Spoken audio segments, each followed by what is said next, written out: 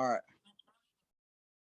Aaron, thank you so much for just being a part of us, being a part of the podcast. Man, I I thank you mainly because you are one of the most interesting brothers I ever had fun doing research on. Oh, Is it- okay. Man, thank you for coming to the podcast, being part of the interview. Man, I just gotta ask, how long have you been doing comedy? Man, I've been doing comedy for about almost 6 years now. Probably about 6 years, and then we had a year and a half of a shutdown, that pandemic, man, and that kind of messed everything up for comedians, man, because a lot of us wasn't out there doing comedy. So, and I wasn't doing any Zoom comedy shows or anything like that. I couldn't really do that, man. That kind of seemed a little weird to me. You know what I mean? So I didn't do that. Well, the pandemic made us all do different things. Normally, when I interview for the podcast, whatever, I'm a deep face-to-face guy, but I had to embrace Zoom. I didn't want to, but I had to embrace it because it's sort of like at that point, I don't know what you got, you don't know what I got, I don't know what your stance is. Ain't nobody trying to get sick. So I get it. I trust me, I get it. But like, how were you bit by the comedy bug? I mean, like, we could get into it. I just curious, how does it come up? Where did you, where did you, or are you, where did you find your comedic voice, and are you still finding it? Yeah, I feel like we're all continuing to grow, in every field we do. Like you and your podcast, I'm pretty sure that you still haven't hit that prime yet. You know what I'm saying? Because you're always trying to get better. You know what I mean? And that's how I feel with comedy. Like I'm always trying to get better. But I had the career, I had the family, and I was just like, yo, there's something missing. And I've been a student of comedy my whole life, not knowing that I was studying for this moment. And I've been watching and studying, observing comedians and movies, and I knew, it's so crazy because I love taking the phone out or the camera and filming my kids or filming things and making videos and throwing my drone up and making videos. I didn't know that a lot of things that I was doing, they're teaching in film class, like, thirds and all this kind of stuff. So I was a student of the game of comedy for forever. I just did, and I realized, like, oh, like that's what I was preparing myself for. I was sitting around the house thinking, like, man, there's something missing. There's something missing. I gotta do something. And I was like, comedy. I love making people laugh. With my background, hard times growing up, I always found that being funny and goofy helped me cope with all of that stuff. So like I was just like, yo, let me learn how to turn these crazy thoughts and stories I got up here into a joke. So I took a class out in Santa Monica, and it was like 3 weeks into that class, I just dove into it, man. Started doing open mics, and it just like snowballed, boom, boom, boom. Started getting booked for all kind of different shows, bar shows and stuff like that. So that's where it came from, man. And you're right. And one thing you did mention when you talk about the podcast, I've been doing this for 13 years. And to this day, if anyone asks me what is my favorite podcast, it's a cop out answer. I'll be the first one to tell you it's hacky as hell. But I say the next one because it like, as long as I can keep doing it, it's a blessing. So I know what it is when you say, like, there's, for lack of a better term, a hole in what I'm doing, because like you want to figure it out. You want to, you don't know until you know. Yeah. That makes sense, right? Yeah. It makes perfect sense. Yeah. You don't know until you know. And it's like, you must be an athlete or something like that. Cause shooters, basketball players, they miss that, but like the next one's going in. You know what I mean? It's like the next one's Yeah, going in. I played a little Yeah. baseball. Yeah, I Yeah. did growing up. Well, hold on, wait. I played growing up, playing just, just in the hood or whatever, but Yeah. organized. I played basketball and baseball. That's true. Yeah. And And you was like, football. yo, I'm about to get on. I'm about to get on base, or I'm about to bring this guy in, or I'm about to hit a home run. That's Even if you right. struck out 20 times before that, you know what I I mean? got you So next time. I yeah. got you next time. Yep. Yep. Man, it's funny you mention that because I don't want to hit the elephant in the room just yet. But you apparently before all of this stuff happened, your comedy career, your police career, you were very interested in teaching, being a teacher. Yeah. I wanted to be a teacher, man. Yeah, you did But some homework, bro. Yeah. I do my thing. Also, Yeah. go on. Please tell me a little bit about that. So I was I when I was growing up, I started around, oh man, I want to say about 15, 16 years old. You know, I love hip hop, I love writing, and I started writing poetry. And then one of my English classes in high school, Mr. Fannin was my teacher, American Lit. He made it so fun. Like we had to turn our Langston Hughes poetry and put it over music, because he said a lot of Langston Hughes poetry was done for music. So I put it over music, and he uses it to this day. And that was back in the 90s, you know what I'm saying? So so he made it so fun that I was like, I want to do that. I want to teach kids to have fun, learning about the things that I love, which was poetry and American literature. Langston Hughes and the Roaring Twenties and all that kind of stuff.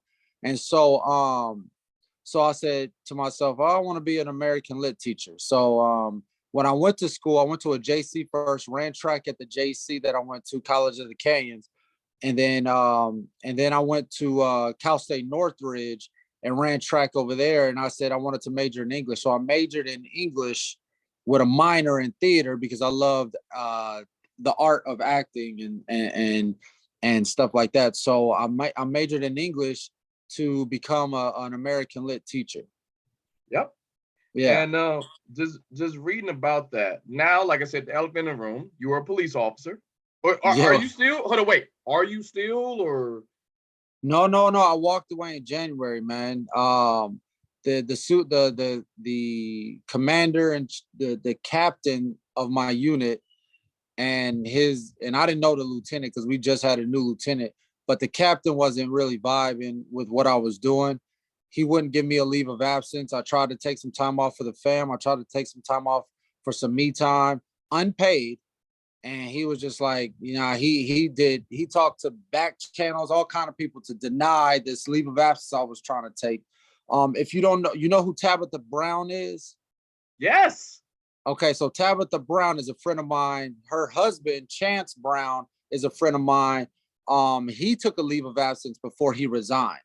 And he was like, yo, you're not taking a leave of absence. You're taking a leap of faith when that time comes.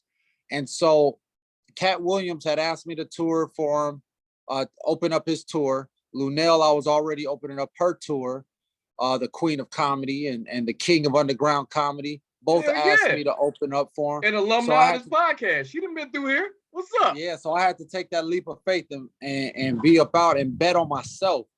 You know, the money, the pay wasn't as good as being a cop, of course, but I wasn't doing the cop thing for money, and I'm not doing the comedy thing for money. I'm doing it to bring joy to people.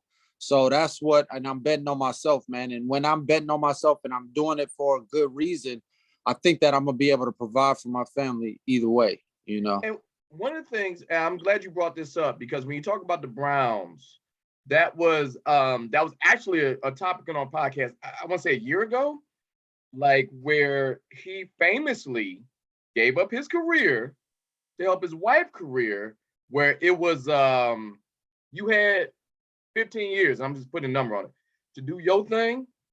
Now the flip side, where Tabitha Brown starts showing up and start just really exploding, and he's gonna back her. And that was one of the most, we looked at that. That's like one of the most loving things you could do, is letting your partner live out their dream, live out their and yeah, you may hit a couple snags along the way, but we in this together. So yeah, when you said that, it rung a bell. I was like, oh yeah, I know exactly that. Yeah, we had just played ball right before that resignation too. We were playing ball, and he was just like, "Yeah, man, you got to take that leap of faith. You gotta really like go after if that's what you want to do." He goes, "I'm about to do the same thing," because he's a coach, so he's able to now focus on coaching with the program that he runs. And so, it's like with everything, with all of us, we want our passion to be able to provide for our families. And that's what I'm doing, man. And you're doing it well, because it looks like, and before you jump full-fledged in the comedy, you did a brief, and I mean brief, standing as an actor. Yeah. And sorry, I hope that didn't sound insulting, but it was a very short time. Well, yeah, I couldn't do that, man. It was too hard to make money off of it. You were putting more money into it than I could. The only reason why, and I was able to do it. So before I became a cop 14 years ago, I wanted to act. But life came and was like, nah, you ain't ready. And I think that was God, the universe telling me I'm not ready yet. And so, and then as a police officer, I was still able to do little things here and there. I acted in a couple movies, B films. A friend of mine who's a police sergeant, Brittany Morris, her sister's a creator, director, producer, and she put me in a movie called The Molding Maverick Mason. And so I played a role in that. I was still a police officer, but I played a gangster in there because I got thug tendencies. And then well, you've been watching them the whole time. But at the same time, I've grew up in some shady places. You know what I'm saying? And I had gangster friends. My homeboys was gangsters. My homeboys' family members was gangsters. So I was around it growing up. And then my friend Megan Good, I went to school with her. We went to the same high school. She put me in a couple things as well. So because she was just like, yo, Aaron, I think this part would be cool for you. Just come and do a few lines. And I was like, all right. And then she directed Ricky Bell and Amy Bell's music video. And so I was a cop in there. And you don't have to teach me how to be a cop. I actually went on set and consulted on what the actors should be doing. Because I was trained for that. So I did some acting, and now it's funny. Now I'm getting back into it. I'm getting back into the acting thing, and because of comedy, because of stand-up. Yeah. Man, I didn't know that far. I did see a few movies that you've done. I didn't know the hookup from Megan Good. I applaud Megan Good. I have always been a fan of her work. Who are we kidding? I grew up in the 90s, early 2000s. Yeah. Big crush of mine. I just never, it never happened. Yeah. To this day, I tell my wife I still got a crush on Megan Good. There, I said it. Yeah. But one of the things I love, while I was doing my homework, I watched one of your debut specials, the Hilarious. On Fire Network. Oh yeah, and it was very autobiographical. And you really talked a little bit about your stuff, and a lot of that stuff in there. And I encourage anyone to watch it. You were good at just pinpoint comedy, but one thing that I don't know if it's a sleeper hit or not, physical comedy. You really bring it, the act outs. Like, you could tell when someone's phoning it in. No, you were there. You go somewhere in your head where you go back to that moment. You want to touch on that just a tad bit? Oh, yeah. So physical comedy is a huge part of my comedy.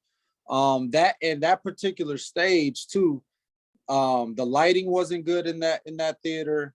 The camera, the director wasn't very knowledgeable about stand-up comedy. So my friend that owns the network, Manuel White, and he actually is the reason why I became a cop. He's a fire captain in Pasadena. He's one of the reasons why I became a cop. He came to me, he's like, yo, why don't you become a cop? And I was like, he used to play in the NFL. And I was like, for what? I don't like the police. And he was like, yeah, but look how much money they make. And I didn't have a job at the time. And I was like, yeah, that's 100% more than what I'm making. And so So I was like, all right, let me check it out. But anyway, we weren't able to move.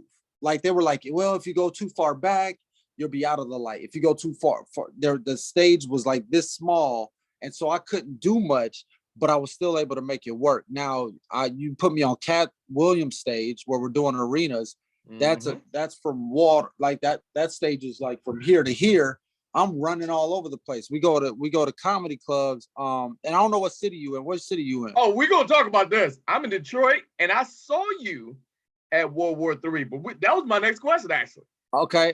And so you saw how physical I am on that stage, Yes. and the music. I like to implement music and bring a like I'm entertaining the crowd more than just standing up there and telling jokes, which a lot of people could do. I can't. I don't think my writing is good enough. So I have to put in there something. That's I'm giving you that look because yeah. Here's one thing I saw, and this is just my personal experience. So you tell me something more I don't know, but when I saw you when the World War III comedy tour came to town, I bought a ticket like everybody else. I was in the theater, and you opened up. But here's where it gets interesting and a tad bit envious.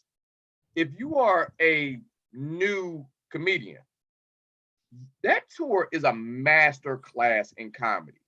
You got Zuman Miller, Mark Curry, Red Grant, Lou Nail, and the man himself, Cat Williams. Jen Thomas as well. Jen Thomas and Cat Williams. Yep.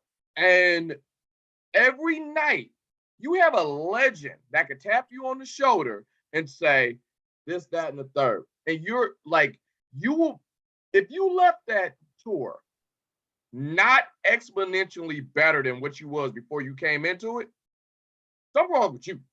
You the problem. Yeah. Want to elaborate on that? That's what I saw as a fan. Yep. It was a masterclass every freaking weekend, every show. And you know that you're doing something when you have Mark Curry, Lou Nail, Jen Thomas, Zuman Miller, and Red Grant tell you, man, you killed that. Yo, you killed that. And then hearing it from Cat, I remember I was walking in the hallway and he passes by, like, he's just like a whoosh, and then he'll stop and like he's floating by, you know what I mean? And then he stops and he turns around one time after I came off stage and he goes, so how do you feel after that set? And I was like, no. Like, no. He goes, so, what do you think about that set? I was like, yo, I never, that actually, he's like, that actually is pretty good. He goes, no, that's not what I asked. What do you think about it? I was like, nah, that felt good. He's like, exactly. And so watching them, I remember Red told me one time I came off the stage, I did a great job, but he came off and was like, hey, dude, hit him quicker with this. Bam. Do what you do, but hit him quicker with it. I'm like, all right, cool. The next show I did that. He was like, I came off the stage. He was like, I told you. Like, so I'm getting these little tidbits from everybody, from Zuman. Zuman was like, yo, when you come, because Zuman's a physical comedian. Yes, Zuman, he's a theatrical actor. He knows what gets the crowd going. He's like, yo, do this. And then Lunell's like, hey, Aaron, why don't you put this here, put that there? And so that's what I did the next one. And then, Mark Curry's like, hey, why don't you sit there for a second on that? You wait, but wait just one more second. All right, cool. And then after like a few months, it was just like, bam, bam, bam, bam. So now my set, I remember everything and I absorb everything. And I remember Kat even told Lunell, hey, tell Aaron to do this.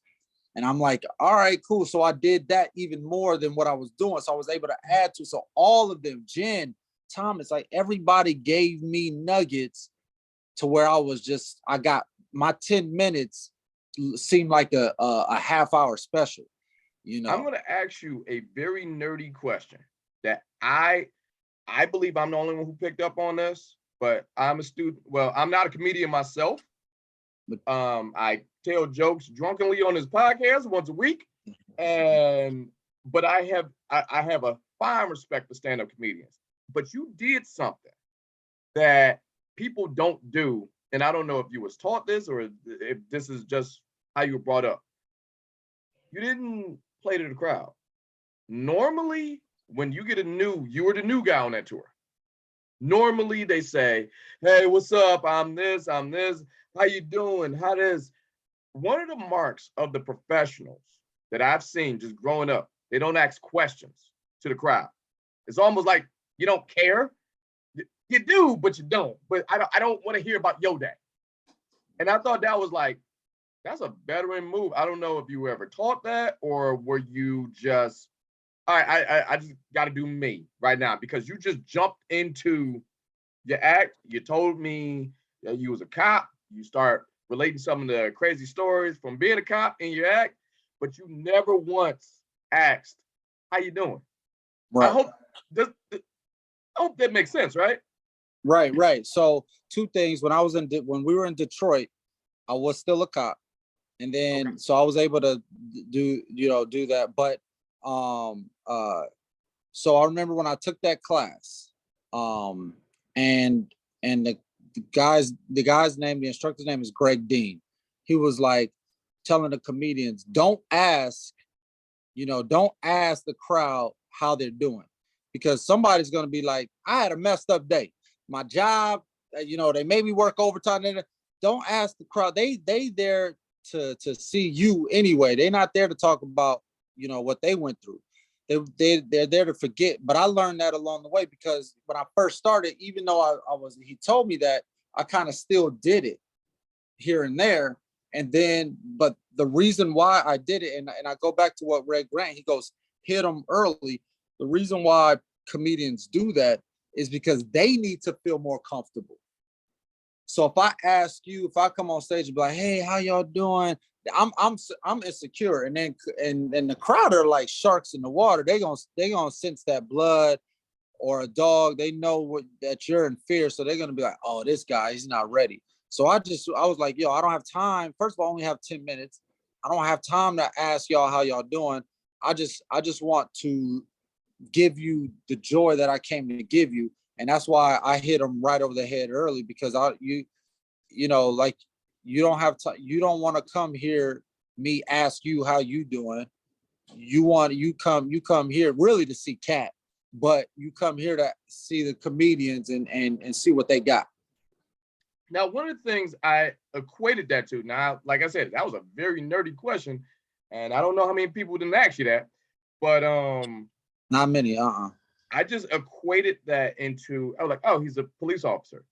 Whenever a police officer shows up, regardless of whatever they show up, they got to take control. They're the person who's trying to either calm you down, fix the problem, or whatever, what have you. So I was just like, oh, well, that's just probably his police training telling him, okay, I'm walking on stage. This is now my house. All right, everybody shut up. It's funny that you bring that up, because I was talking to someone about in another interview, and she asked me about the fear on getting on stage, or a lot of people have fear about getting on stage. I was never afraid of talking in front of people. I'm always, comedians, we always like, oh, I hope they think this is funny. But as far as like what you call it stage presence, what we call it as police officers, command presence. Like you said, I got to walk into somebody's house and tell them basically, all right, this is my house now. What's the problem? You called me domestic violence or whatever it may be. I'm here to investigate. This is my house now. You have a seat in that chair that you bought, but I'm telling you to have a seat, and I'm telling you to have a seat. And now let's go work this out. And so it's the command presence. When I get on stage, you got to have that command presence, because like I said earlier, the sharks, man, and as brothers and sisters, as Black people, I heard a comedian say this once, and it's true. We think we are like the gatekeepers of comedy. Like if you don't make us laugh, then you ain't funny. You know what I'm saying? It's like, yeah. So because we're critics. We're like, yo, this music better be good. This food better be good. This seating better be good. Like that's just us, And man, it goes all the way back. If I look, Andre 3000 said it best in the song Elevators. The GOAT, first of all. Throw him out there. Yes. Yeah. Like, if it don't move your feet, then I don't eat. So we like neck to neck. Yep. Thank you. And that's the Yep. same thing. We have that same criticism that goes to comedy, that goes to acting. If I can't believe you're this character, you ain't doing your job. Yeah. And comedy, if you Yeah. can't make me laugh, I done went through hell and hot water to see you. I done had to go get a babysitter, gas prices. I done got into this theater. I done did all of this. Waited in line. You know, and Detroit had to deal with that gas leak. So Yep. so it was late. Y'all was late coming in anyway. The show started an hour and a half late because of the Yes, it gas did. leak. But the thing about it is, a lot of comedians that have a lot of money, like Cat, would have let it shut down, and he would have been like, "All right, turn off. We'll be back tomorrow." You know, but he was like, "Yo, if they're willing to wait in this snow, then I'm willing to wait, and I'm willing to do this too." And that's what he did. But you're right. Like, and but that's my pet peeve too, man, about comedians or even entertainers, but especially stand-up comedians. A lot of stand-up comedians that I see, they go up there, man, and they act like, y'all here to see me. I'm not really giving you my all. Dude, I've performed in a bar with two people in the crowd. And when I tell you, that was probably one of my, at that time, you know, years ago, that was one of my best sets at that time. That was one of my best sets. And I was sweating when I came off the stage for these two people. I felt like this was Jay-Z and Beyonce. They paid 50 grand for me to come, 100 grand for me to come by myself. But there was more comedians on this show than audience members because the promoter didn't promote it right. But that wasn't their fault. They came anyway. So Right. I gave them my all, and that's what you're gonna see from me. You ain't never gonna see me sit on the stool, sit back, and be up there for however many minutes acting like I don't care about something, you know. And the greatest comedians that you know gave it your all, like Paul Mooney. When he goes up there, you know what you about to get. He about to sit and give you a class, and that's what he did. And so, but he gave it his all, and a true comedian give it all. Not, you know, I run into a lot of comedians, man, and they I see that they're not as hungry as me. And so I'm already knowing that, you know, I'm like, then, you know, if they don't want it as bad as me, now when they get off stage, I'm about to make their people, their friends like me, because I'm gonna give them my all, you know. I learned this lesson a long time ago. Actually, my dad kind of taught me this. Everybody slack off their job. The thing that makes you better than everybody if you don't. Yep. And one thing I want to jump on. I got two more questions. I didn't already cut into my time already.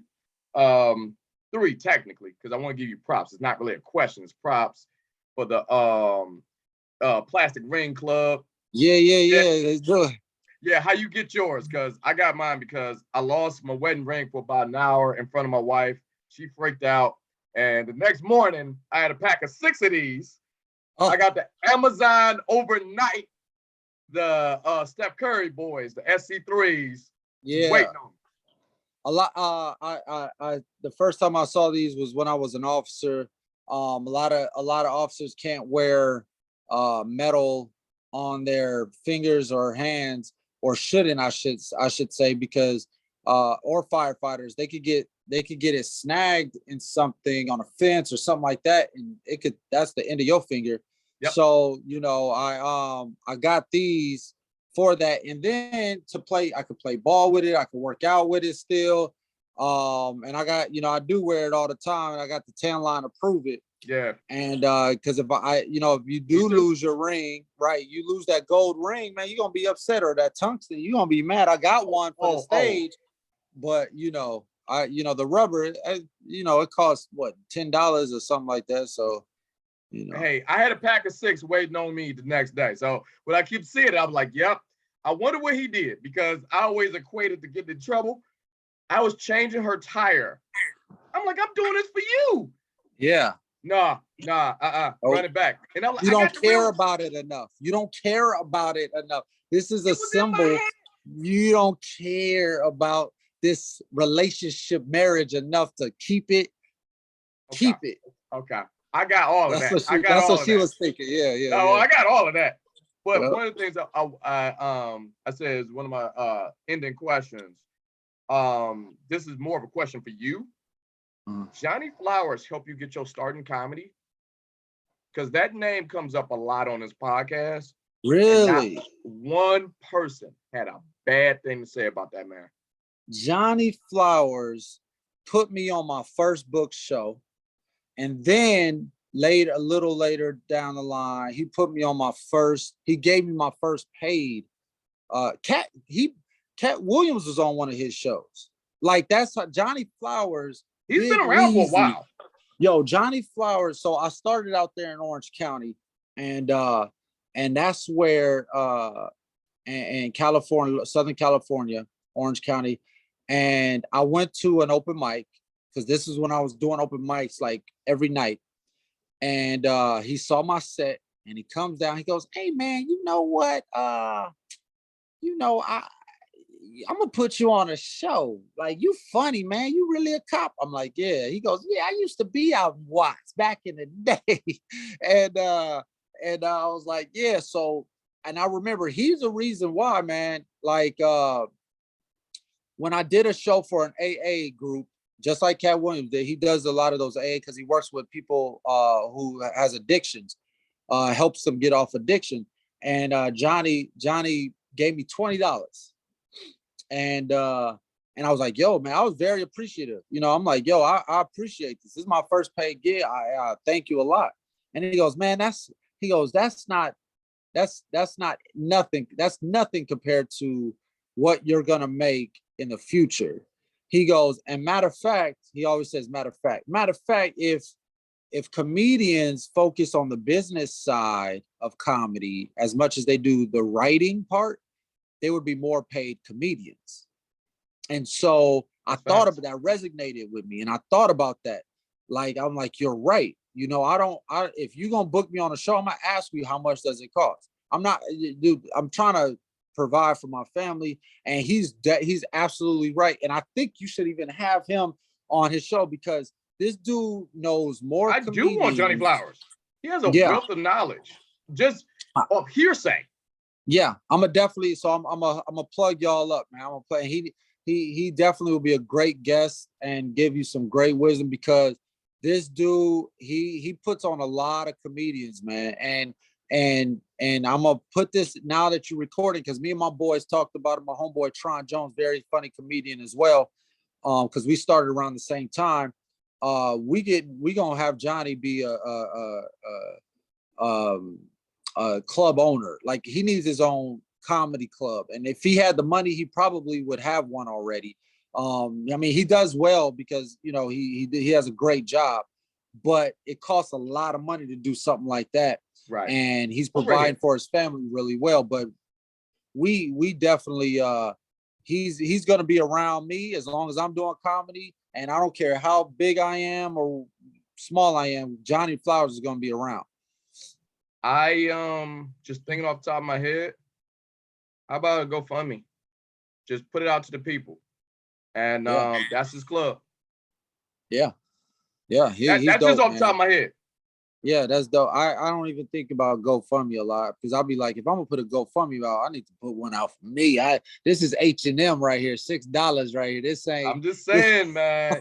You give flowers. All right, no pun intended. Give flowers to the guy who put you on. And from the stories that have been brought to me on this podcast about that man, he has put on a lot of people. Let's just put it like that. A lot of people. There's five people that I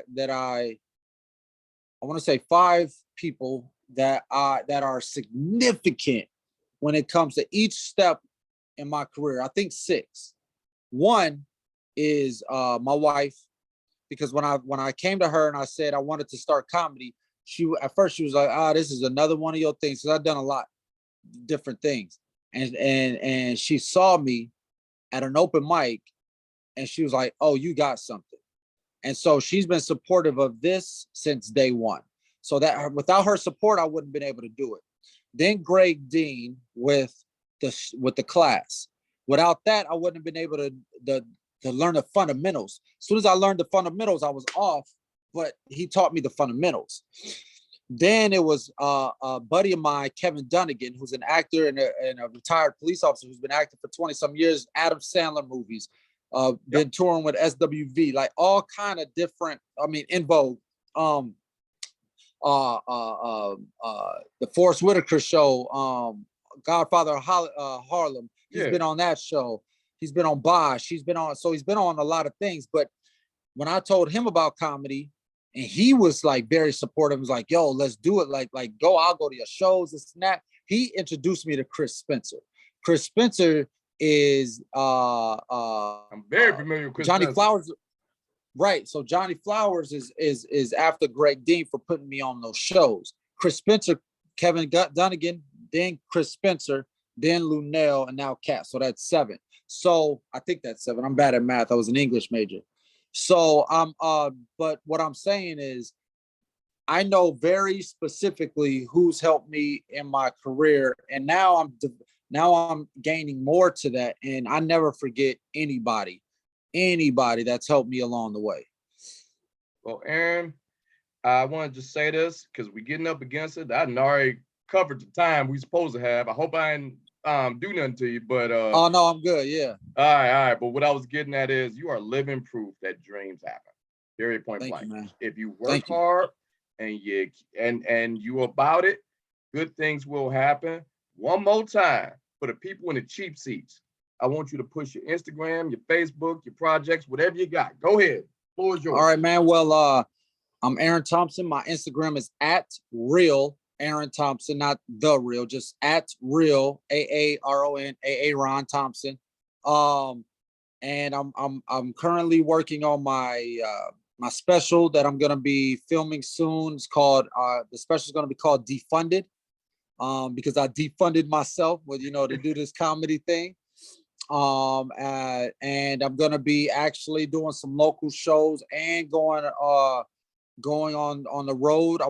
We're doing the works are in to do a first responders tour. It's gonna be myself and a few other first responders, military and nurse and police and fire do comedy as well.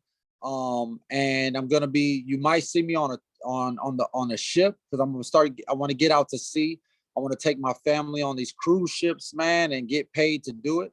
Mm-hmm. So you'll probably see me out there on a cruise, but I'm coming to Detroit, hopefully within the next 4 months, or 4 or 5 months. And I'll definitely let you guys know. And yeah, man, just continue to pursue your dreams. If you're doing something that you love passionately, and look out for me, man, because I'm coming. I will, and I'll make sure I put a lot of that in the show notes so people can contact you, your social media info. I know we up against it, but I just thank you so much for doing my podcast. You're welcome back anytime. I look forward to seeing you when you come back to Detroit. You was funny the first time. Thank you. Do it again. Yeah. Do it again. I had a great time, man. Thanks a lot. No, thank you. And I'll holler at you, man. Thank you, Aaron. All right, brother. All right. Thank you.